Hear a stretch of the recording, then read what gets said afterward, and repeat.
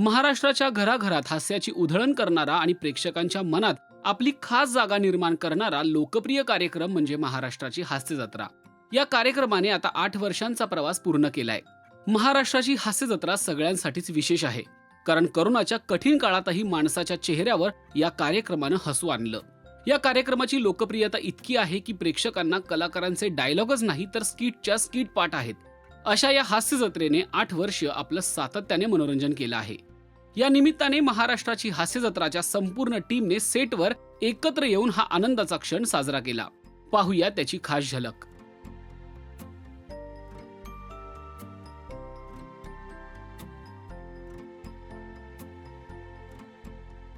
हास्य जत्रेच्या सगळ्या टीमला शुभेच्छा, सगळ्यांचे अभिनंदन, सगळ्यांचं खूप आभार. खूप चांगलं कॉपरेशन केलं आणि मला वाटतं 80% टीम तीच आहे.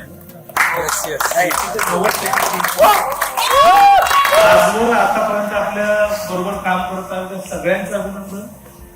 सध्या आपल्या बरोबर काम करत असलेल्यांचं आणि ज्यांनी खूप छान कॉन्ट्रीब्युट करून हा शो मोठा केला आहे त्या सगळ्या आपल्या कलावंत मित्र, तंत्रज्ञ मित्रांचं जे आता आहेत आणि जे सध्या बरोबर काम करत नाही अशा सगळ्यांना आपण मिस करतो आणि त्यांचंही खूप आभार. आणि आजच्या या आनंदाला आपण केक कट करून तो साजरा करू.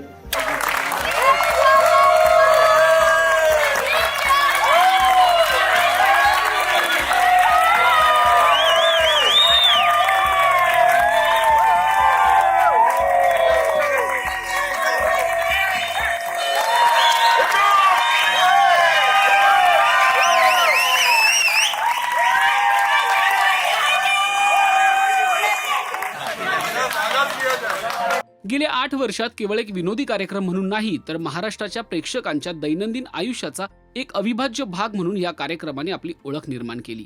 विविध व्यक्तिरेखा, भन्नाट स्किट्स, कलाकारांची अफलातून कॉमेडी आणि रोजच्या आयुष्यातील प्रसंगांना विनोदी अंदाजात मांडण्याची शैली प्रेक्षकांना भावली. या कार्यक्रमाला जगभरातून प्रेम मिळालं. प्रेक्षकांनी हा कार्यक्रम डोक्यावर घेतला. हा 8 वर्षांचा प्रवास म्हणजे कलाकार, तंत्रज्ञ, लेखक, निर्माते आणि संपूर्ण टीमच्या मेहनतीसोबतच प्रेक्षकांनी दिलेल्या प्रेमाचा उत्सव आहे. सेटवर झालेल्या या छोटेखानी सेलिब्रेशन मधूनही संपूर्ण टीमचा एकमेकांशी असलेला जिव्हाळा आणि या कार्यक्रमाविषयीची आपुलकी पाहायला मिळते. गेल्या 8 वर्षात जवळपास 90% टीम एकत्र राहून हा कार्यक्रम पुढे नेत आहेत.